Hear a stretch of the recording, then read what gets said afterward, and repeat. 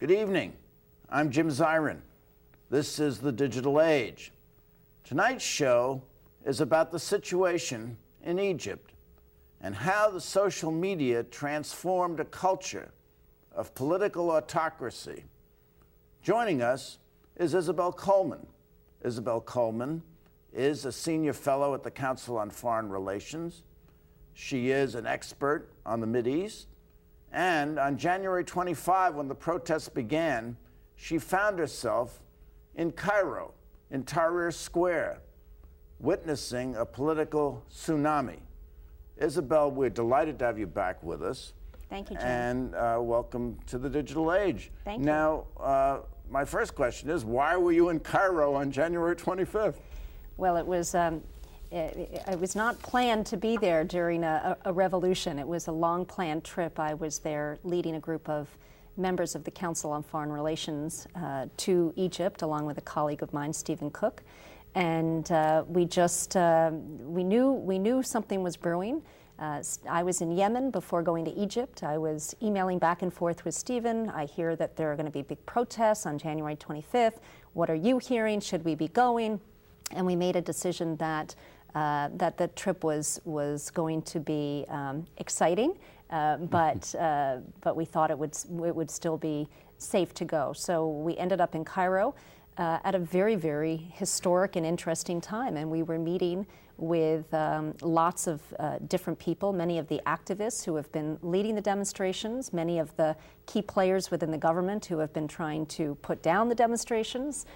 Just on Monday, we met with Omar Suleiman.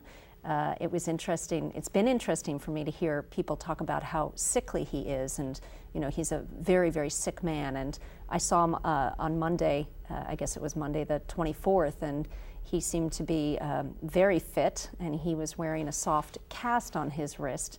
When I asked him what that was from, he said, "Oh, it's a little tendonitis from playing squash."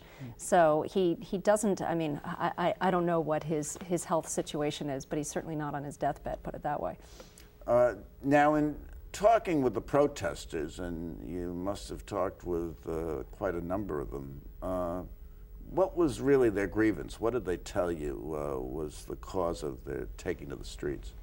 Well, we during this trip and previous trips to Egypt, I've spoken with lots of different people who've been involved in opposition politics in Egypt, either from a human rights perspective or from a more political perspective, starting some of the opposition political groups there. Al-Ghad Party, Kafaya, all of these different groups that have over the years come together to protest the single party rule of the NDP and the longevity of Mubarak himself. So people talk about different things that they want, but one thing they've been very clear about is they want a change of government. They want Mubarak to step down. They don't want to see the pharaoh pass the throne to his son. I mean, they're very clear on that. Now that's happened for 3,000 years. Yes, well, and I think that they want more political space. But you also hear other demands for change and reform. They want more rights. They want the emergency law to be removed. They want... Now, the emergency law went in when Sadat was assassinated in 1981. That's right. And that basically repealed the Constitution, and that's been well, in it supersedes the since. Constitution, yes. And it gives the government free rein to do pretty much what it wants, to pick up people off the streets, detain them, put down any type of gatherings, movements, outlaw pretty much anything they want. And so people... Including opposition political parties. Absolutely. And so people have asked for this emergency law to be revoked. Mubarak has said, well, I'll revoke it when the time is right. And somehow the time has just never been right. But there's some talk about they're revoking it now. I mean, hasn't Suleiman said that... There's talk about it, but there has been talk about it since it was put in place. So there's deep skepticism on the part of the people that they'll actually follow through on any of this. Now, how do you see this as playing out? Because recently it seems that there's been a lessening of the protests, although there was a large one most recently, but people want to go back to work. The government seems to have regained its balance. I think everyone was surprised by the protests and the degree of protest. The organizers now of the protest, to the extent that there are leaders, and they are, trying to develop a semblance here of leadership and organization, even with sort of a headquarters in Tahrir Square right now. But they have called for mobilizing activity on Tuesdays and Fridays. So what they're basically saying is, we're in it for the long haul. We know this is going to be, a war of attrition, basically. Let's try to conserve our energy and our resources and get people to show up on Tuesdays and Fridays so that, we can regroup the other days, get to work as needed. But to sustain the energy, sustain the momentum, let's try to really get people out Tuesdays and Fridays. Now, we read a lot about Tahrir Square. Maybe you can tell us something about that, because I know that's the site of the Egypt Museum. That's where the golden mask of King Tut is. What a marvelous historic backdrop to all of this protest. It is. It really is sort of the heart of downtown Cairo in many respects. There are bridges that come over the Nile that lead into the square. It's a big roundabout. To get sort of from A to B, a lot of people are going through that part of the town, that part of the city. So it is, as you said, the Cairo Museum is right there, the Egypt Museum. And what happened there is kind of interesting. There were lots of footage of the chaos and looting of the museum, but I must say, when you actually read about it, it's a little suspicious, the activity that happened in that museum.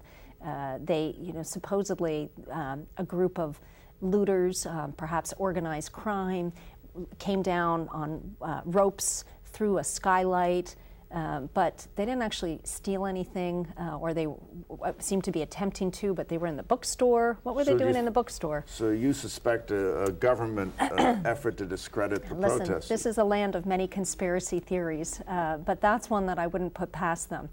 To go right to the heart of Egyptian pride and culture and say, look, is this what you want? You're going to have looting and chaos, and is this what you want? And in fact, I've seen some interviews with people, curators of the museum, who said, almost nothing was in fact damaged. It was the mummy you saw was something we were working on a table. It wasn't out of a. So it makes me wonder, really, maybe there is something to those conspiracy theories on that particular incident. Let's talk about conspiracy theories, or at least the breadth of the revolt throughout the Arab world, which is so deeply involved.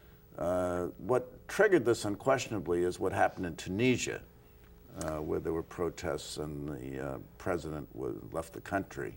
Then it spreads to Egypt. Do you feel that Tunisia triggered the protests in Egypt? Well, I feel as if what you're seeing in Egypt has been brewing for years and years, and we've had big protests in Egypt before. I mean, it goes back. I mean, Egypt is a land of people who come out in the streets and demonstrate when they're unhappy, and going back to the food riots of 1977. I mean, you've seen it at different periods of time, but this particular,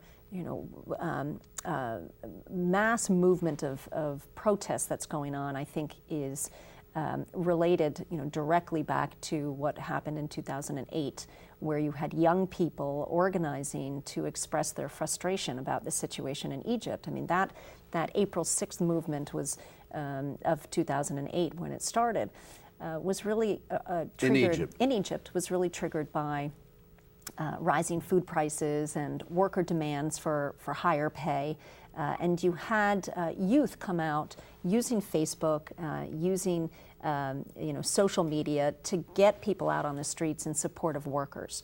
But that April 6th movement, as it started back in 2008, has continued to exist, and undoubtedly Tunisia provided an impetus to what's happened more recently now in Egypt. But why were we so surprised by, I say we, the United States, so surprised by this protest? We certainly had advocated reform for many years. We had seen the rising tide of protest. We had pushed the importance of social media either to politicize or to mobilize protesters. It became part of U.S. foreign policy. We should have seen it all coming. Well, it's sort of like the stock market. You know, you can see people predict there's a bubble. It's going to happen. It's going to burst. But the timing, you know, people can't get exactly right. And so why does it happen right then? Well, you know, just really days before these protests erupted, Secretary of State Hillary Clinton was in Doha telling people, you know, if you don't reform, you know, you are sinking into the sands of the desert here. You need reform. You must reform your institutions and your economies and your politics. And she gave a very, very harsh talk in Doha. I think it was, you know, it's not an isolated comment. The United States has said over the years, you know, you need reform. But at the same time, she gave the same talk in Yemen and was rebuffed. And was absolutely. Well, I think actually what happened in Yemen fed into her comments in Doha. I think she came out of Yemen, her meeting with President Saleh there, very frustrated.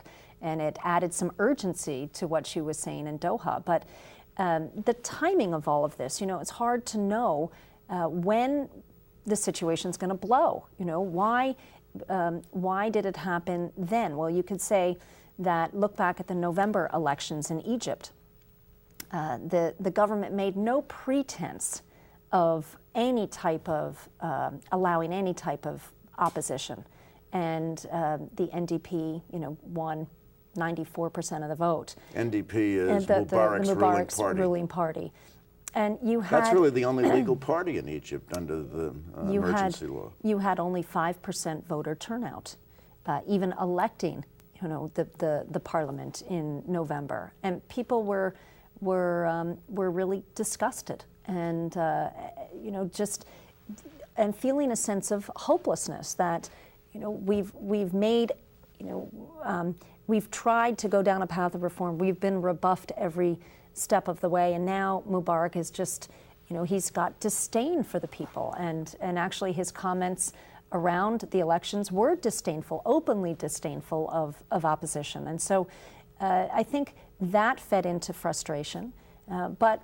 You know, Tunisia undoubtedly was a spark that gave people hope. You know, so you went from hopelessness to a feeling of actual hope. We can change something if we come out in the streets. Maybe you know, 5 more years of Mubarak is not inevitable. Maybe, you know, 30 years of Gamal is not inevitable. And so there's that sense of hope that is actually inspiring what you're seeing on the streets today. Now, is this a match to the gas tank, which is the Middle East, or the bad metaphor, maybe the oil well that's the Middle East? I mean, is it going to spread from here to Iran, to other Islamic countries?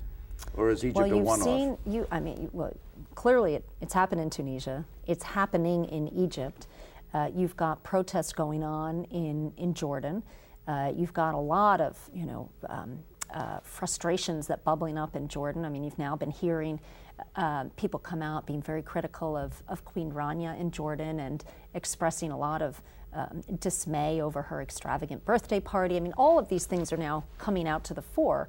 In Saudi, you've seen some demonstrations, which is, you know, a very highly controlled, tightly regulated social space, and even there you're seeing people come out and begin demonstrating. I mean, in Saudi, and back in 2008, you had street protests really around rising food prices and people saying, hey, you know, average working Saudis are suffering here, and, you know, you must pay attention to us. And I think you're seeing it in a variety of countries. Iran is very interesting because... Is it going to fuel the green movement in Iran? Well, you know, there are dueling narratives coming out of Iran about what Egypt is all about. So you have official statements from the government, from, you know, Ayatollah Khamenei, saying, well, this is finally our Islamic revolution spreading to other countries, and they're cheering. Well, they said it was an Islamic revolution against the West. Against the West. They see it as, very religiously inspired, bringing down, a corrupt Western ally. So that's the narrative that they're pushing. But then you have statements from the leaders of the Green Movement in Iran, Karoubi, Mousavi, saying, this isn't an Islamic revolution. This is our green revolution spreading to Egypt. This is a people's revolution. They want more freedom. They want democracy. And so now you have a battle going on within Iran over, who gets to define what's going on in Egypt. And you've seen the opposition leaders in Iran calling for the right to go out in the streets on February 14th. And say, okay, if this really is an Islamic revolution that you're cheering and supporting, then give us the right to come in the streets and demonstrate. And if you fear us, then we're basically calling your bluff. You don't really believe it's an Islamic revolution. It's a people's revolution, which is what the Green Movement is all about. So you see this dueling narrative. It'll be interesting to see what comes on February 14th, if this is enough to sort of reinvigorate the Green Movement in Iran. But February 14th is the demonstration in Iran. It's what they're calling for. That's what they're calling for. Now, suppose Khamenei is right. I mean, the Muslim Brotherhood, which is the opposition party in Egypt, is said to be, by many conspiracy theorists, behind the whole thing, and they've assumed a low profile. Now, you talked with these protesters. Is Khamenei right that it's an Islamic revolution and the Muslim Brotherhood is now going to get in instead of Mubarak and they won't be friendly to the West or to Israel? Well, or is it something else? I think the answer is we don't really know. We don't know where it's going. What I can tell you is that when this started in Egypt, the young people who were out demonstrating and protesting and the ones who were really organizing and calling for people to take to the streets were not Muslim Brotherhood. I mean, these were young, secular, better educated than average Egyptians who were tired of the status quo. And you have men and women who are very much behind this, youth movement and really what it is. Now, yes, the Muslim Brotherhood is an influential and an organized group in Egypt. It has a following, without a doubt. How big a following, we're not really sure. In the 2005 election, they ran candidates, and they limited the number of candidates that they ran and still got 20% of the vote. And they limited the number because they didn't want to get too much of the vote and be squashed for being, too overstepping, being too threatening. Well, they're outlawed, aren't they? They're an illegal party. Well, they're outlawed as a party, but they were allowed to run as independents. But everybody knew who the Muslim Brotherhood candidates were, and they only ran a certain number of candidates, and 20% of them were elected. So they became, in effect, the largest opposition party in the government, although they're not legally a party, a political party. So, people say, okay, well, it's 20%, but maybe it would be 30% or maybe it would be 40%. I mean, I think it's very hard to know. It's also hard to know because they haven't had a lot of competition.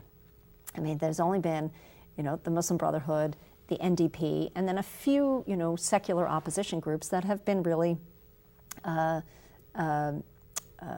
undermined completely by the government. Their leaders have been arrested. Ayman Noor, who was one of the leading opposition figures, he had a following at one point, but the government arrested him and threw him in prison, most would say on trumped-up charges. So they have very much eviscerated the secular opposition. So the point is, it's hard to know how much the Muslim Brotherhood would actually, on a level playing field, how much support that they would get. Let's shift to the army, because it's hard to talk about Egypt without talking about the army. We've given them $1 billion in aid, including military aid, each year for the last 3 decades. We have close ties with the army. Many of the officers trained at our service academies here in the United States. What has been their role in all this? They seem to play, at times, a passive role, keeping the protesters away from the Mubarak supporters, and at times a more active role in which they weighed in on the side of Mubarak?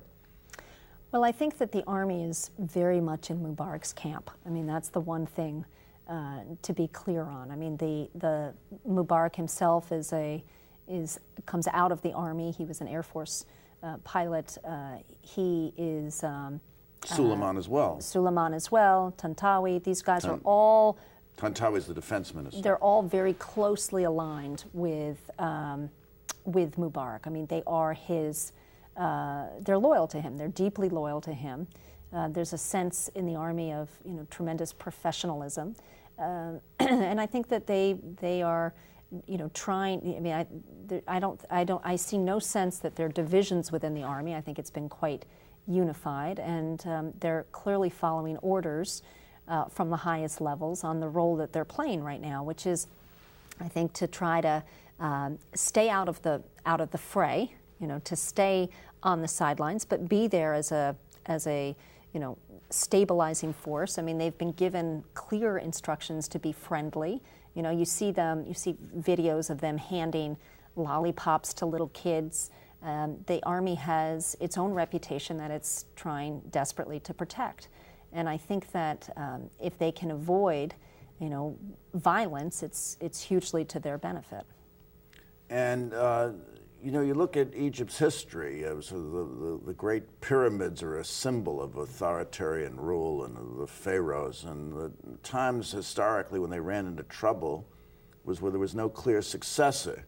This happened with the young King Tut when he died, and then they were thrown into civil war because the army had to step in and restore order because there was no clear successor. Now, here we have uncertainty as to who will be Mubarak's successor, and certainly civil war isn't in our interest, in the United States' interest. We don't want to see them thrown into chaos, as Mubarak warns if he were to get out. I mean, doesn't this cause a shift in U.S. policy? We started out by being for the universal rights of the Egyptian people. We started out by Press Secretary Gibbs calling for Mubarak to resign yesterday, but the president never did it. And now we're saying there has to be a slow, orderly, Mubarak-led transition through free elections. Well, I think that what you've seen consistently throughout U.S. policy is an attempt to figure out what's in the United States' best interest. And for many years, we determined that backing Mubarak was in our best interests. At different periods, we've hesitated and said, gosh, this guy's really corrupt, and there's seething frustration underneath, and there's anger. We should push him towards reform. And one thing you don't want to do is back a loser. And when it appeared that Mubarak's time was, coming to a rapid close, you saw the United States, I think, making comments that, transition needs to start yesterday. Now it looks like maybe Mubarak's not, going to be gone tomorrow, and the United States, you can see, is trying to hedge. I mean, it's a cynical approach, but it's realpolitik. And the other thing that I would say is, if the United States thinks that it can become, a darling of the Arab street by any comments or any rhetoric that it offers, it's delusional. The United States. Can it become the darling of other Arab leaders if it throws Mubarak under the bus? Well, absolutely not. That would redound badly to the United States among our other. So we have to walk a tightrope. Well, but at the same time, if Hillary Clinton was really genuine in her belief in her Doha comments that you guys are sitting on, powder kegs here. And that you really do need to walk a path of reform, then the United States is going to see it in its best interest to help those autocratic allies begin to move down a path of reform. And this is a conversation we've had for many years. But reform is not necessarily democracy, because we may not get what we wish for. We had free elections in Gaza, and we got Hamas. We don't want that. But to say that no one's calling for open, free elections in Saudi tomorrow. The Saudi people aren't even, some are, but not, not mass. But when you have, 1 million people in the streets demanding a change, there's not much the United States can do to either stop it or frankly, to, even to alter its direction. And I think the United States needs to understand, the limits of its power here, and also, what I hope our policymakers are doing is really, thinking through what are the worst case scenarios and trying to avoid, heading in those directions. Well, the worst case scenario is that we have to wrap up. So, Isobel Coleman, I have a question for you. Yes. Will the social media topple the Mideast autocrats? Yes or no? It won't topple them, but it will be a very interesting tool in the hands of those who are trying to topple. And likewise, it will be an interesting tool in the hands of those who are trying to stop it. Isobel Coleman, thank you for coming by. Thank you, That Jim. was just marvelous. My pleasure. And thank you for coming by. Tune in next week for more on the digital age. Don't forget to visit our website at www.digitalage.org. For the Digital Age, I'm Jim Zirin. Good night and all the best.